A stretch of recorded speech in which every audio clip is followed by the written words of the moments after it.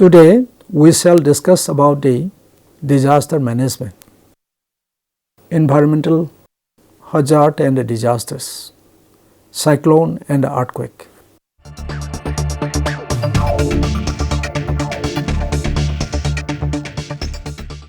The United Nations define a disaster as a serious disruption of the functioning of a community or a society.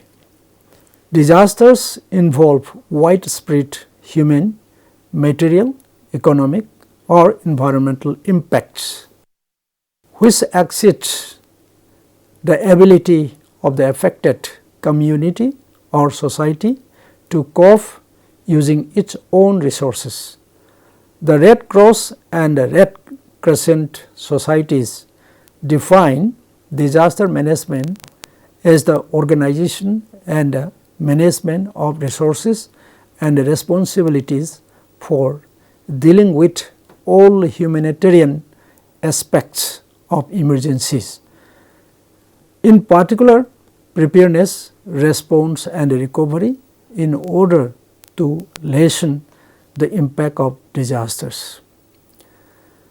The sum total of all the surroundings of a living organism, including natural forces and other living things which provide conditions for development and growth as well as of danger and damage, may be referred to as environment.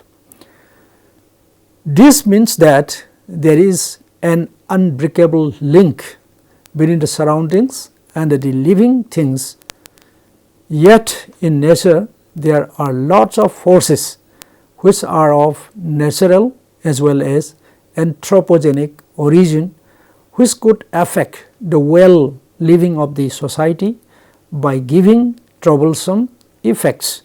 These changes produce both productive as well as destructible effects to the living things and their environments, hampering development and their life processes.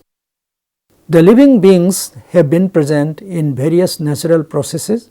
However, these living things are again destructible or vulnerable in various natural changes and processes unless proper action is taken up at proper time. The ever increasing human population has become one of the most important factors for many man-made hazards as well as disasters and many more future inconveniences to be happen in future unless proper management is made. Natural and man-made disasters in India are increasing at an alarming rate, claiming a large number of lives and valuable properties. Every year, 6% of the country's population is affected by disasters.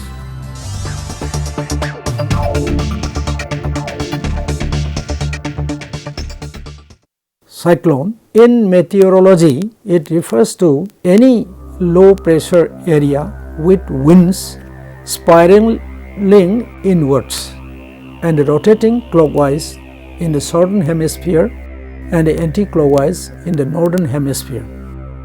Cyclone is the general term for a variety of low pressure system types such as tropical cyclones, extratropical cyclones and tornadoes.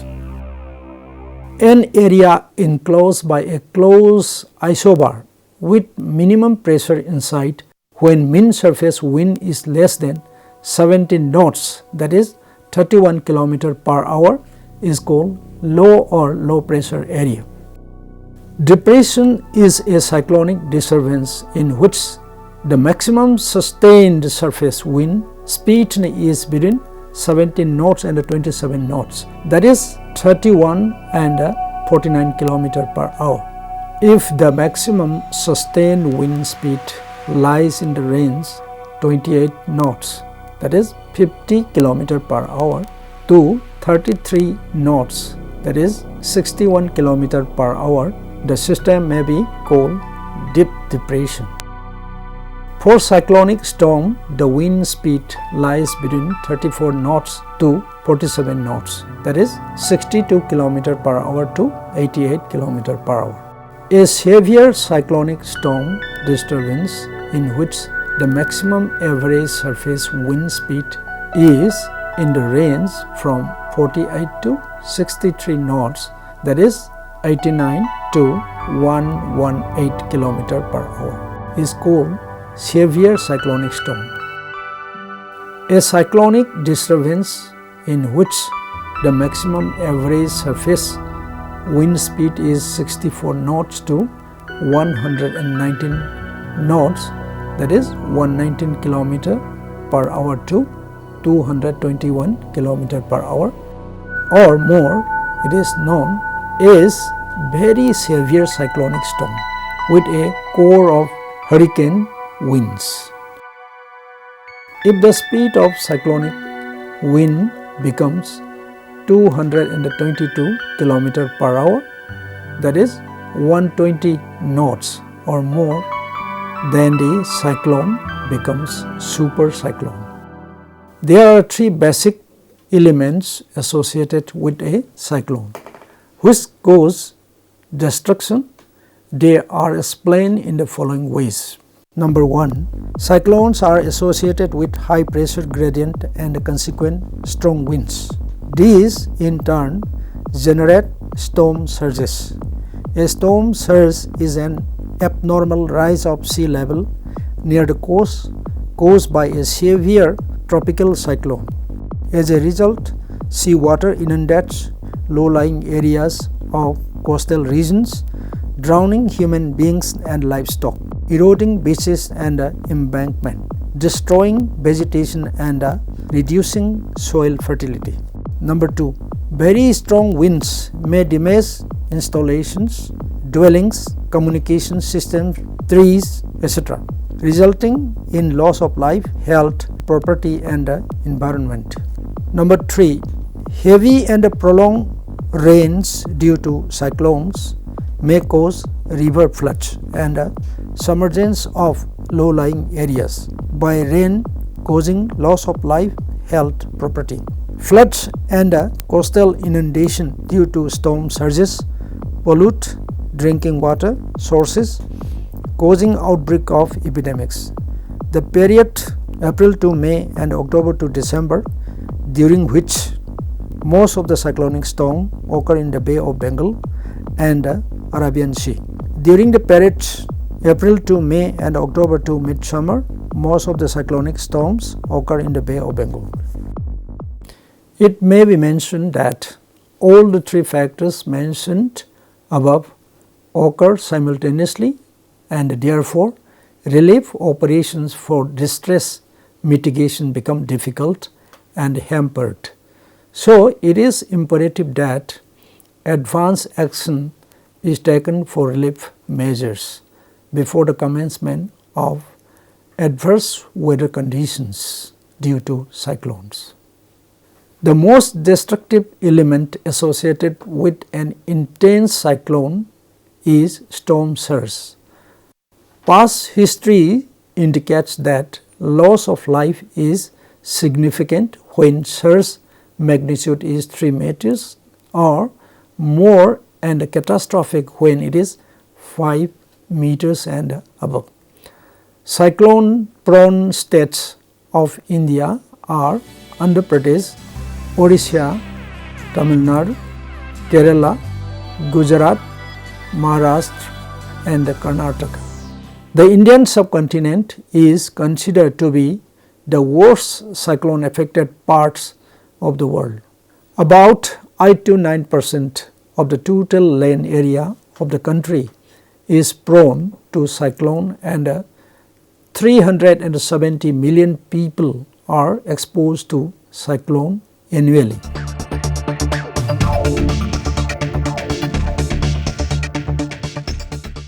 Some of the basic management of cyclone may be mentioned as follows.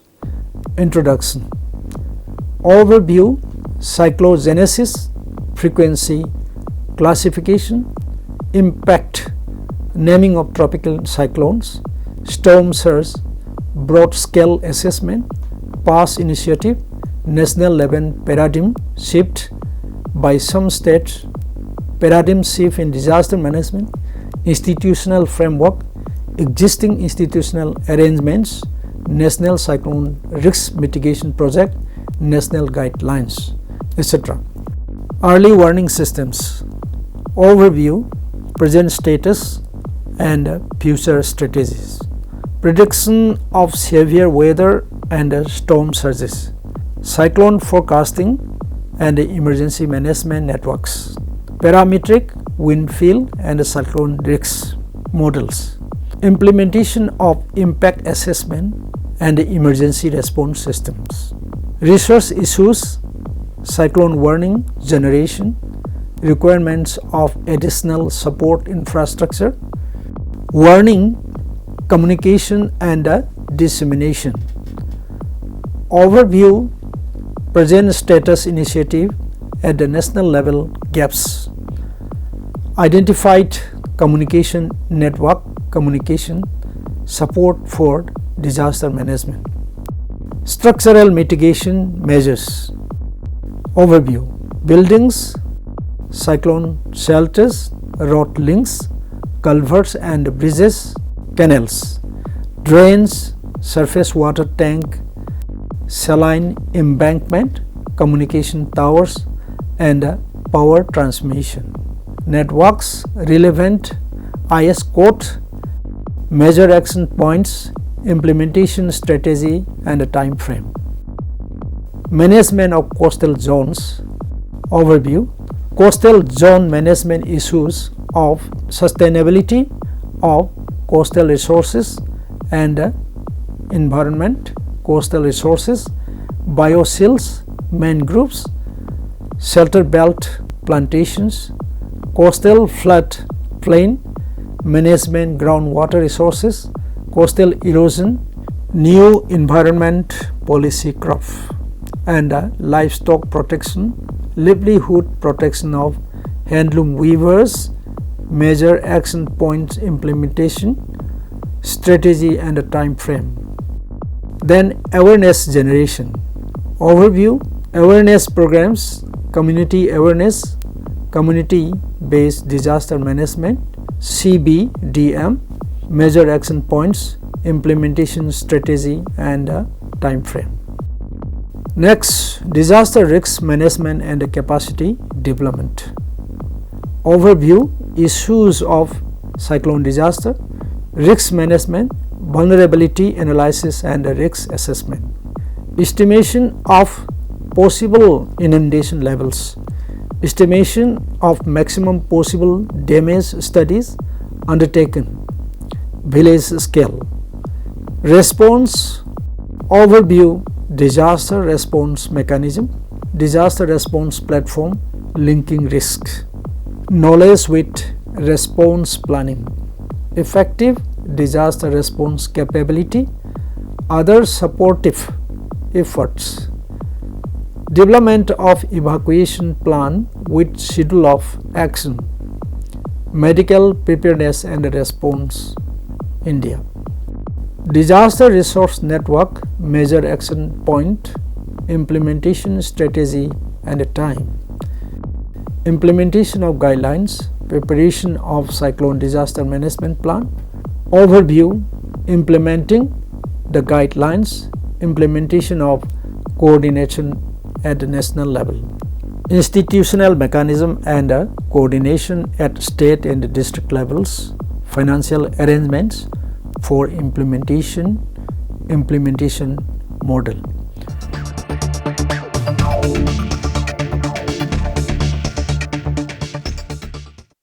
Earthquakes are considered the most dangerous and hazardous due to their sudden impact with no visual warning. 57% of the total area of the country, that is India, is vulnerable to seismic activity of varying intensities. Most of fault lines and resultant vulnerable areas are located in the Himalayan and sub-Himalayan regions. Gujarat, Andaman and the Nicobar Islands. A magnitude about 6.8 earthquake shook Manipur, India at 4:35 am on the 4th January 2016, collapsing buildings, triggering landslide and killing almost a dozen of people and leaving many injured.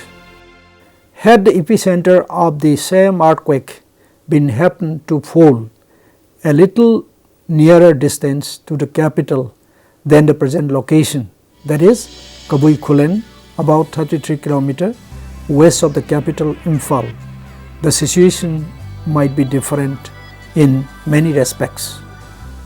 Sometimes a more powerful earthquake of greater magnitude causes little damage with no fatalities. Why do some earthquakes kill hundreds or thousands of people while others do little damage? There are several factors that determine just how destructive. Location. Obviously, an earthquake that hits in a populated area is more likely to cause damage than one that hits an unpopulated area or the middle of the ocean. Next, magnitude. Scientists assign a number to represent the amount of seismic energy released by an earthquake.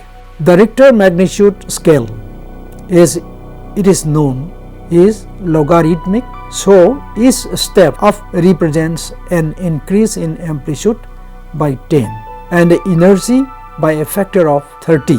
The more energy in an earthquake, the more destructive it can be. Depth. Earthquakes can happen anywhere from at the surface to 720 kilometers below the surface of the earth. In general, deeper earthquakes are generally less damaging because their energy dissipates before it reaches the surface.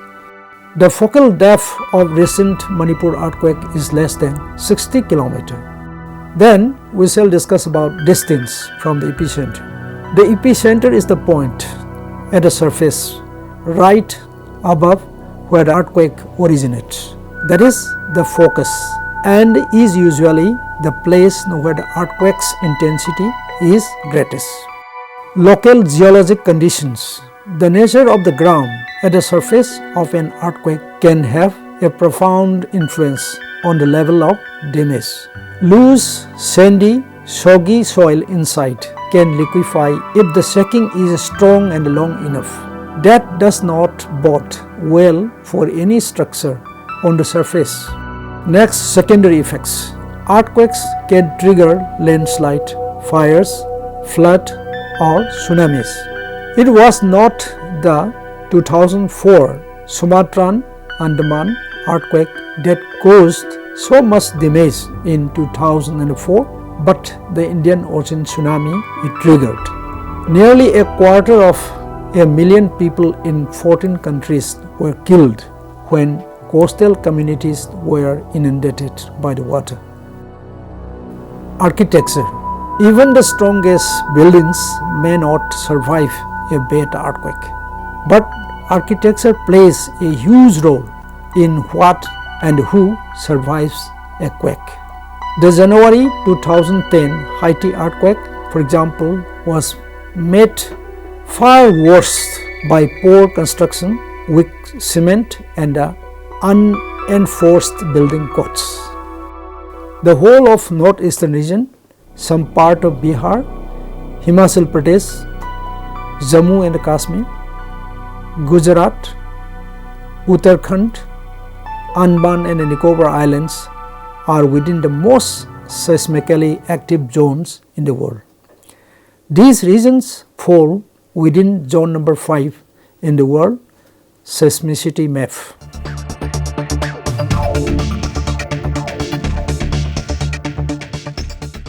Some of the basic management of the earthquake may be mentioned as follows. Number 1. Risk analysis to identify the kind of risks faced by the people and the development investment as well as magnitude. Number 2, prevention and mitigation to address the structural sources of vulnerability. Number 3, risk transfer to spread financial risks over time and among different actors. Number 4, emergency preparedness and response to enhance a country's readiness to cope quickly and effectively. Number 5, post-disaster rehabilitation and reconstruction to support effective recovery and to safeguard against the future disasters.